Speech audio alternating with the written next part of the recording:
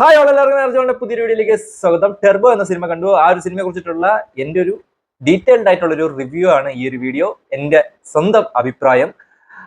അപ്പോൾ ടെർബോ എന്ന പടത്തെക്കുറിച്ച് ആദ്യം പറഞ്ഞു തുടങ്ങുമ്പോൾ തന്നെ പറയേണ്ട ഒരാള് അത് മമ്മൂക്കയാണ്. ഈ ഒരു 72ാമത്തെ വയസ്സിൽ അങ്ങനെ ഫൈറ്റ് സീനിലൊക്കെ കാണിച്ചിരിക്കുന്ന ആ ഒരു എനർജി, പുള്ളിക്ക് 72 വയസ്സാണെന്ന് ഈ ഒരു സിനിമ കാണുന്ന ഒരാളും വിചാരിക്കത്തില്ല. അത്തരത്തിലുള്ള ഒരു എനർജിയാണ് മമ്മൂക്ക നമുക്ക് പാസ് ചെയ്യുന്നത്. ആ ഒരു ഫൈറ്റ് സീനൊക്കെ കളറാക്കുന്നതിൽ ഏറ്റവും മികച്ചതായിട്ട് നിൽക്കുന്നത് മമ്മൂക്കയുടെ ആ ഒരു സ്ക്രീൻ പ്രസൻസ് ആണ്. മധുരരാജയ്ക്ക് ശേഷം വരുന്ന മമ്മൂക്ക വൈശാഖ് കോംബോ, തീർച്ചയായിട്ടും വൈശാഖ് എന്ന ഡയറക്ടർ നല്ല രീതിയിൽ പണിയെടുത്തിട്ടുണ്ട്. ആ ഒരു പണി നമുക്ക് തിയേറ്ററിൽ കാണാൻ സാധിക്കുന്നുണ്ട്. വളരെ ടെക്നിക്കലി ബ്രില്യൻ്റ് ആയിട്ടാണ് ഈ ഒരു സിനിമ മേക്ക് ചെയ്ത് വച്ചിരിക്കുന്നത്.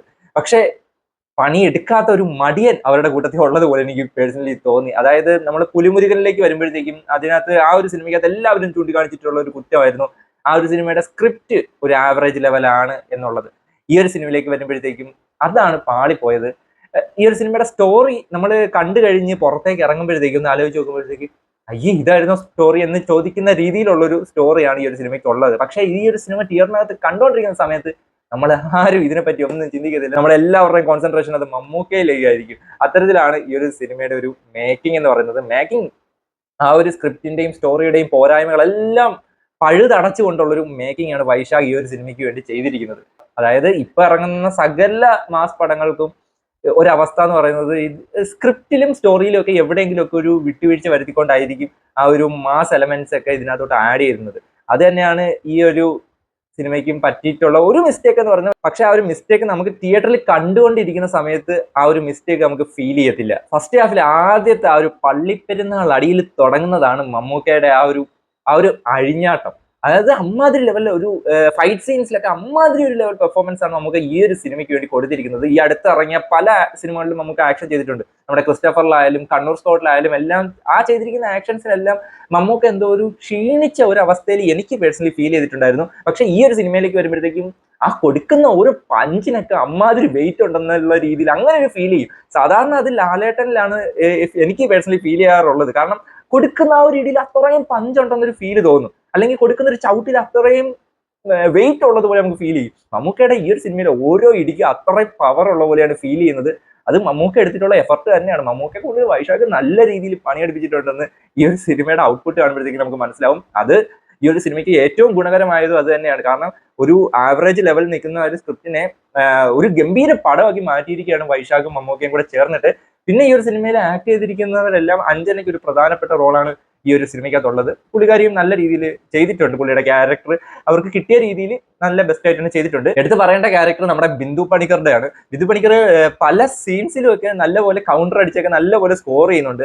നമുക്ക് കഴിഞ്ഞാൽ ഏറ്റവും കൂടുതൽ എടുത്ത് പറയേണ്ട റോള് ഈ ഒരു സിനിമയുടെ വില്ലന്റെയാണ്, രാജ്ബി ഷെട്ടി. നമ്മളെല്ലാവരും ട്രെയിലർ കണ്ടപ്പോൾ തന്നെ വളരെ അധികമായിട്ട് എക്സ്പെക്ട് ചെയ്തിരുന്നു പുള്ളിയുടെ ഭാഗത്തു നിന്ന് ഒരു മാസ് വില്ലനെ. കാരണം മമ്മൂക്കയുമായിട്ട് കട്ടക്ക് നിന്നാൽ മാത്രമേ ആ ഒരു വില്ലൻ എത്രത്തോളം പവർ വരുന്നു അത്രത്തോളമാണ് നായകനും ഒരു കൊമേഴ്ഷ്യൽ സിനിമയിൽ ആ ഒരു പവർ വരുന്നത്. ഈ ഒരു സിനിമയ്ക്കകത്ത് ഒരു ടിപ്പിക്കൽ ക്ലീഷേ വില്ലൻ ക്യാരക്ടറാണ് പുള്ളിയുടേതെങ്കിലും ആ ഒരു ക്ലീഷേ വില്ലൻ ക്യാരക്ടറിനെ മികച്ചതാക്കാനായിട്ട് പുള്ളി പ്രസന്റ് ചെയ്തിരിക്കുന്ന രീതിക്ക് അത് സാധിച്ചു. നമ്മൾ തമിഴ് സിനിമയിലൊക്കെ കാണുന്ന കണക്ക് കുറച്ച് പവർഫുൾ ആയിട്ടുള്ള ഒരു വില്ലൻ പല തമിഴ് പടങ്ങളിലും നമ്മളിങ്ങനെ കണ്ടു വരുന്ന രീതിയിലുള്ള അത്തരത്തിലുള്ള ഒരു ടിപ്പിക്കൽ ആയിട്ടുള്ള ക്ലീഷേ ആയിട്ടുള്ള ഒരു വില്ലനാണ്. പക്ഷേ രാജ്ബി ഷെട്ടി എന്ന നടന്റെ ആ ഒരു പ്രസന്റേഷൻ രീതി കൊണ്ട് നമുക്ക് ആ ഒരു ക്ലീഷേ കാര്യങ്ങളൊക്കെ നമ്മൾ തിയേറ്ററിനകത്ത് വെച്ചിട്ട് നമ്മളങ്ങ് മറന്നു പോകും. പടം കണ്ടിട്ട് പുറത്ത് വരുമ്പോഴായിരിക്കും നമ്മൾ ഇതിനെപ്പറ്റിയൊക്കെ ആലോചിക്കുന്നത്. തീർച്ചയായിട്ടും മമ്മൂക്കയ്ക്ക് ഒരു കട്ട എന്ന് തോന്നിപ്പിക്കുന്ന രീതിയിൽ ക്ലൈമാക്സിൽ മമ്മൂക്ക ഇടിക്കുന്ന ഓരോ ഇടിക്കും അത്രയ്ക്ക് പവർ ഉണ്ടെന്ന് തോന്നിക്കുന്നത്, വില്ലൻ അത്രയും ശക്തനാണെന്ന് തോന്നിക്കുന്നുണ്ടെന്ന് രാജ്ബി ഷെട്ടി നല്ല കിടിലനായിട്ട് തന്നെ അത് ആ ഒരു വില്ലൻ ക്യാരക്ടറിനെ പ്രസന്റ് ചെയ്തിട്ടുണ്ട്. എനിക്ക് തോന്നുന്നു മമ്മൂക്കയെ കൊണ്ട് ഈ ഫൈറ്റിന്റെ കാര്യത്തിൽ ഏറ്റവും കൂടുതൽ പണിയെടുപ്പിക്കുന്ന ഡയറക്ടർ അത് വൈശാഖാണ്. മമ്മൂക്കയെ കൊണ്ട് മാത്രമല്ല ലാലേട്ടനെ കൊണ്ട് നല്ല രീതിയിലാണ് പുലിമുരുകൻ എന്ന സിനിമയിൽ ഫൈറ്റ് പണിയെടുപ്പിച്ചിട്ടുള്ളത്. അപ്പം മമ്മൂക്കയെ കൊണ്ടും മധുരരാജ എന്ന പടത്തിലും പുള്ളിക്ക് ആവുന്ന രീതിയിൽ നല്ല രീതിയിൽ ആ ഒരു ഫൈറ്റ് കൊറിയോഗ്രാഫി ചെയ്തിട്ടുണ്ടായിരുന്നു. ഈ ഒരു പടത്തിലേക്ക് വന്നപ്പോഴത്തേക്കും അതിലും മികച്ച രീതിയിലാണ് അത് പ്രസന്റ് ചെയ്തിരിക്കുന്നത്. നല്ല ഹെവി ആയിട്ട് മമ്മൂക്കയെ കൊണ്ട് അത് പ്രസന്റ് ചെയ്യിപ്പിച്ചിട്ടുണ്ട് വൈശാഖ്. അത് പുള്ളിക്കൊരു കൈ കൊടുക്കേണ്ട ഒരു മാറ്റർ തന്നെയാണ് കേട്ടോ. ആ ഒരു ഫൈറ്റ് സീക്വൻസ് ഒക്കെ മേക്ക് ചെയ്ത് വെച്ചിരിക്കുന്ന വിധം, പ്രത്യേകിച്ച് ക്ലൈമാക്സ് ഫൈറ്റ് നമ്മുടെ ഈ ഒരു പടം മൊത്തത്തിൽ എടുത്തു നോക്കിയാൽ ഒരു ഹൈ മൊമെന്റ് നൽകുന്നത് ക്ലൈമാക്സിലാണ്. അത് ഗംഭീരമായിട്ട് ചെയ്തിട്ടുണ്ട്. മമ്മൂക്കയുടെ സ്ക്രീൻ പ്രസൻസ് ആയാലും ബോഡി ലാംഗ്വേജ് ആയാലും ഇടയ്ക്കുള്ള ചെറിയ കൗണ്ടറുകളായാലും എല്ലാം നല്ല രീതിയിൽ വന്നിട്ടുണ്ട്. അത് തീർച്ചയായിട്ടും ഈ ഒരു സിനിമയ്ക്ക് ഒരു അപ്പർ ഹാൻഡ് നൽകുന്നതാണ്. എനിക്ക് ഏറ്റവും കൂടുതൽ നിരാശ തോന്നിയത് കണ്ട റൂമേഴ്സ് എല്ലാം കേട്ടിട്ട് ലാലേട്ടന്റെ ഏതോ ഒരു സോങ്ങിൽ മമ്മൂക്ക വന്ന് അടിക്കുന്ന ഇടിയൊക്കെ ഉണ്ടെന്നും പറഞ്ഞിട്ട് പോയിട്ട് അത് കിട്ടാതെ വന്നപ്പോഴത്തേക്കും അത് ചെറിയൊരു നിരാശയായിട്ട് തോന്നി. കാരണം കണ്ട റൂമേഴ്സിലെല്ലാം പടം ഇറങ്ങുന്നതിന്റെ തലേ ദിവസം വരെ ലാലേട്ടൻ മമ്മൂക്കയുടെ ഇടിയിൽ ലാലേട്ടന്റെ പാട്ട് എന്നൊക്കെ പറഞ്ഞ് അത്തരത്തിലുള്ള ഒരു സംഭവം പ്രതീക്ഷിച്ച് ആരും തിയേറ്ററിലേക്ക് പോകരുത്. അങ്ങനെ ഒരു സാധനമേ സിനിമയ്ക്കത്തില്ല. സോ അതൊന്നും പ്രതീക്ഷിച്ച് ആരും പോകരുത്. പിന്നെ ഈ ഒരു സിനിമ നമ്മൾ മധുരരാജയെ കുറിച്ച് പറഞ്ഞു, അതേണക്ക് നമ്മുടെ പോക്കിരി രാജ, ഈ ഒരു ടൈപ്പ് ഓഫ് പടം മമ്മൂക്കയും വൈശാഖും ഒന്നിക്കുമ്പോഴത്തേക്ക് എല്ലാവരും പെട്ടെന്ന് ചിന്തിക്കുന്നത് മധുരരാജ അല്ലെങ്കിൽ പോക്കിരി രാജ പോലെയുള്ള ഒരു കളർഫുൾ അത്തരത്തിലുള്ള ഒരു മാസ് മസാല സാധനം അതായിരിക്കും എല്ലാവരും പ്രതീക്ഷിക്കുന്നത്. പക്ഷെ ഈ ഒരു സിനിമയുടെ സെക്കൻഡ് ഹാഫ് വരെ ഒരു ഫസ്റ്റ് ഹാഫ് ഒരു ഫ്ലാറ്റ് ആയിട്ട് പോകുന്ന ഒരു അവസ്ഥയാണ്.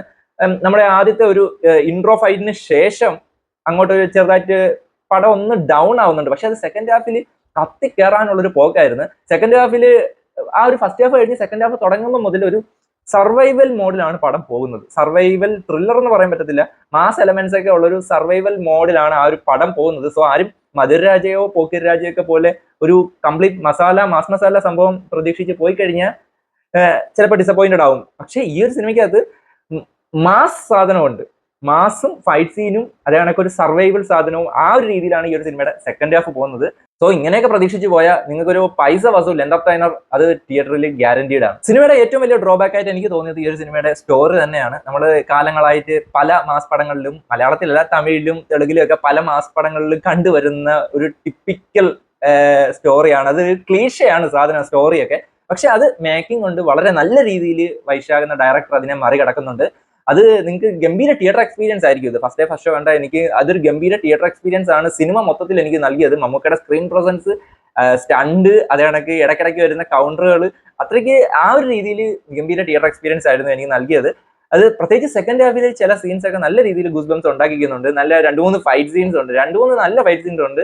അതിനകത്ത് ഒന്ന് നമ്മുടെ ഒരു ഇൻട്രോ ഫൈറ്റ്, പിന്നെ അത് ക്ലൈമാക്സ് ഫൈറ്റ്, അത് നല്ല രീതിയിൽ അത് വർക്ക്ഔട്ട് ആയിട്ടുണ്ട് തിയേറ്ററിൽ. ഈ സിനിമയുടെ സ്റ്റോറി പോലെ തന്നെ ഡ്രോബാക്ക് ആയിട്ട് തോന്നിയ ഒരു കാര്യമാണ് ഈ ഒരു സിനിമയുടെ ബാക്ക്ഗ്രൗണ്ട് മ്യൂസിക് അല്ലെങ്കിൽ മ്യൂസിക് ഡിപ്പാർട്ട്മെന്റ്. എടുത്ത് പറയത്തൊക്കെ വലിയ സോങ്സോ കാര്യങ്ങളോ ഒന്നുമില്ല. പുലിമുരുകൻ പോലെയുള്ള ഒരു അപ്രോച്ചാണ് വൈശാഖ് ഈ ഒരു സിനിമയിലേക്ക് എടുത്തിട്ടുള്ളത്.